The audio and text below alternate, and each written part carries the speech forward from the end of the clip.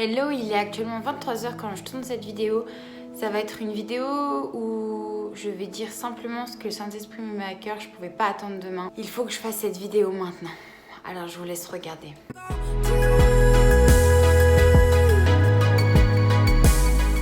Il est 23h actuellement quand je tourne cette vidéo et il fallait vraiment que je parle de quelque chose qui est un fléau. Si vous avez suivi ma story, donc selon la vidéo quand elle sera publiée, qui était d'hier ou d'avant-hier, j'ai parlé des coachs et des lights motivateurs.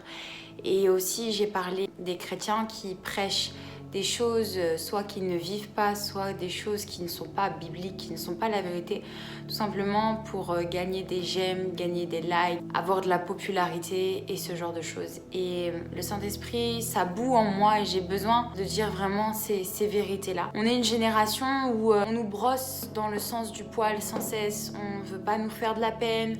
On est une génération où on agit avec nos émotions. Si on se sent bien, alors on sent Dieu. Si on ne se sent pas bien, on ne sent pas Dieu. Dieu est loin, Dieu est fâché. On est une génération qui... Chaque mot est important, chaque chose peut faire varier notre foi. On aime certaines choses et on n'aime pas les autres. On prend certaines choses de la chrétienté et on laisse les autres. Et on est une génération de chrétiens qui connaît un énorme réveil, mais à la fois qui connaît une énorme corruption. J'ai vraiment à cœur de faire ce message. Je sais pas, comme je l'ai dit dans l'introduction, je sais pas combien de personnes vont regarder cette vidéo parce que, en général, les vidéos qui parlent de la vérité ne marchent pas tant que ça. Je suis pas là pour faire le procès de personne. Sachez que je me mets dans le même sac. Ce dont je parle, je suis aussi concernée. Je suis la première concernée sur ça.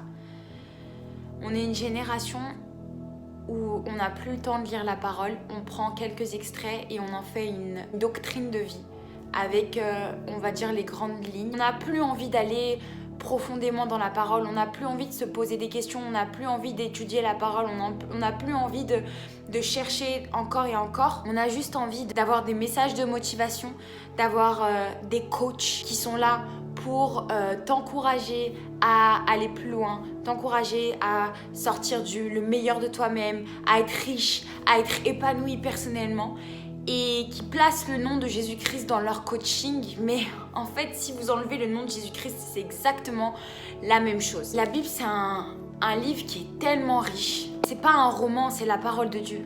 C'est pas un roman, c'est la parole de Dieu. Et le gros problème, notre génération à nous, c'est qu'on ne cherche plus la face de Dieu. On veut tout montrer sur les réseaux sociaux. On veut agir et dire et faire selon ce que X ou Y va penser.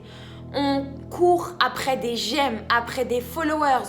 On court après la richesse, après la réussite et on fuit loin de la face de Dieu. Et ça, c'est terrible. Ça attriste tellement le cœur du Père.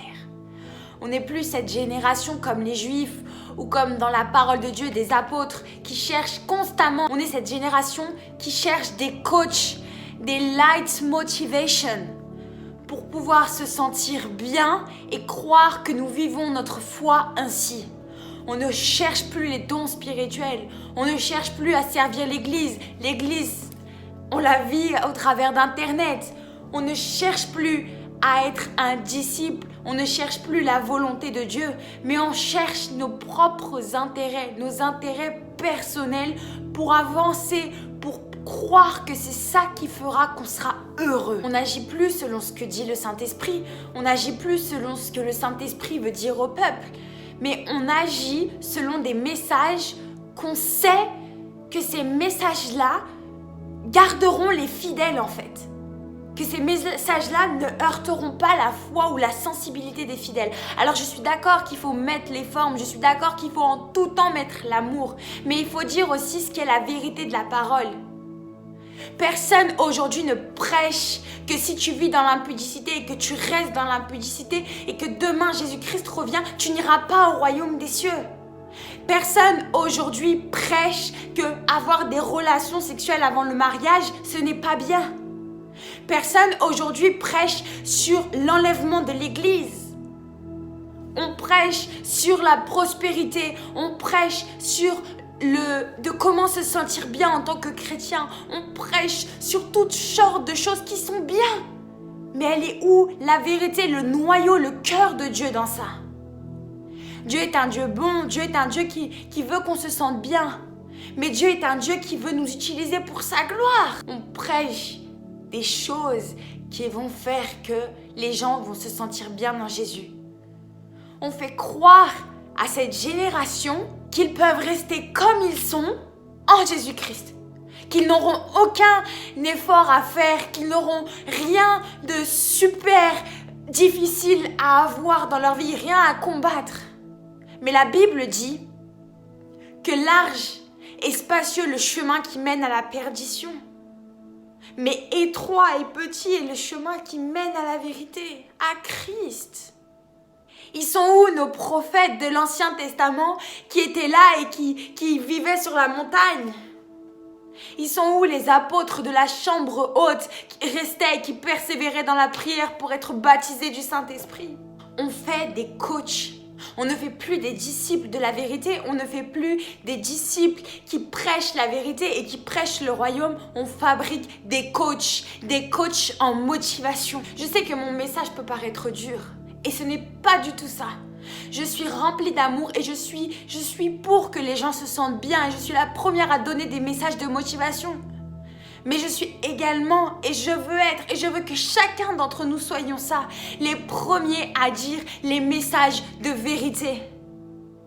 À élever cette jeunesse, à ne pas brosser dans le sens du poil, à ne pas dire oui tu as raison, c'est pas grave, Dieu t'aime comme ça. Mon frère, ma soeur, si tu vis dans le péché et que tu ne veux pas te repentir malgré tout ce que Dieu fait, Dieu n'aime pas ça et ce n'est pas vrai de dire que Dieu t'accepte comme ça. On bafoue la Bible, on lit plus la Bible. On connaît des phrases par cœur, on connaît des messages. L'Ancien Testament, c'est fichu. Quand Jésus dit si tu as quelque chose contre ton frère ou ta sœur, va le voir. Ah mais non, c'est compliqué. Il y a ces histoires de famille, il y a ceci, il y a cela.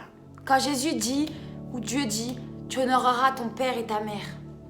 Ah, c'est compliqué. Ma mère, elle m'a abandonnée. Non, c'est pas pour moi ça. On veut des miracles. On veut se sentir toujours bien.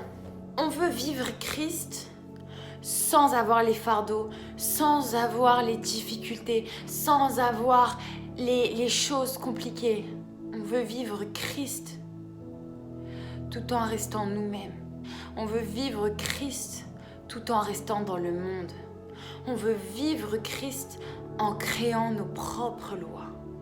Et il n'y a pas besoin d'aller très loin. Il n'y a pas besoin d'aller très loin. On y voit sur les réseaux sociaux, on y voit sur les messages de prêche qui sont faits. Si on va prêcher sur l'amour, sur le couple, ça, les gens vont être attirés, les gens vont vraiment aimer ça. Mais si on prêche sur ne pas avoir de relations sexuelles avant le mariage, ou si on prêche sur toutes les religions ne viennent pas de Dieu et des choses comme ça, ou sur l'impudicité, ou sur le mensonge, ou sur le vol, ça va pas marcher. Les gens ne vont pas écouter. On n'est plus là, nous, chrétiens, à étudier comme les juifs, à étudier comme les chrétiens d'avant, la parole de Dieu en profondeur. Pourquoi Dieu a dit ça? Pourquoi Dieu a dit ci? Pourquoi Dieu a dit ça? Non. On est juste là. On vit notre vie. On dit que l'amour, ça justifie tout. Et on devient des chrétiens. Donc Christ ne connaît même pas le nom. C'est ce que Matthieu 7 dit. Jésus, il dit, arrière de moi, je ne vous connais pas. Vous ne m'avez pas écouté. Vous avez pas fait ma volonté. Arrière de moi, je ne vous connais pas. Combien d'entre nous, Jésus, quand on va voir Jésus, Jésus va dire ça, combien? On est attaché à plein de choses. On est attaché au péché. On est attaché aux choses qui nous font du bien à la chair. Et on n'aime pas quand Dieu nous transforme. On n'aime pas quand il y a des choses mauvaises qui nous arrivent dans notre vie. On pense que c'est mauvais, mais en fait c'est bien parce que Dieu transforme. Dieu brise pour restaurer et restaurer et restaurer. Mais on n'aime pas ça. Ah Dieu, j'ai trop de mal dans ma vie. Ah, il y a trop de peine dans ma vie. Dieu il m'aime pas, il m'a abandonné. Parce que si on est bien, alors Dieu nous aime. Mais si on n'est pas bien, alors Dieu nous aime pas. Soyons des chrétiens qui recherchent la présence du Saint-Esprit, qui recherchent la volonté de Dieu. Soyons des chrétiens qui passent des heures et des heures sur la parole de Dieu, des heures et des heures à méditer, des heures et des heures à se faire connaître du Père. Des chrétiens qui disent la vérité, pas des chrétiens qui courent après les likes, pas des chrétiens qui courent après les fidèles dans les églises. Mon frère, ma soeur, même s'il y a des pasteurs, des prophètes, quiconque qui regarde, s'il y a vraiment un adorateur de Christ, tu vas lui prêcher A, B, C, D, il va rester. Parce qu'il saura que c'est la vérité. C'est ce qui est écrit dans la parole de Dieu. Je suis d'accord. Il y a des nouveau-nés dans la foi et il faut faire avec chacun. Mais le problème de cette génération, c'est qu'on aime le lait et on ne veut pas passer à la nourriture. Et c'est ce que Paul dit. Il est attristé quand il vient dans cette église et qu'il voit qu'ils sont encore au lait spirituel et qu'ils n'arrivent pas à passer à la nourriture solide. Je voulais juste faire cette vidéo. Fais-en ce que tu veux, toi qui regardes cette vidéo. Tu peux le prendre personnellement, tu peux le partager, tu peux en faire ce que tu veux. Tu peux ne pas aimer aussi. Mais sache que c'est la vérité de Christ. Et que c'était vraiment un message qui était inspiré de Dieu. Sois abondamment béni.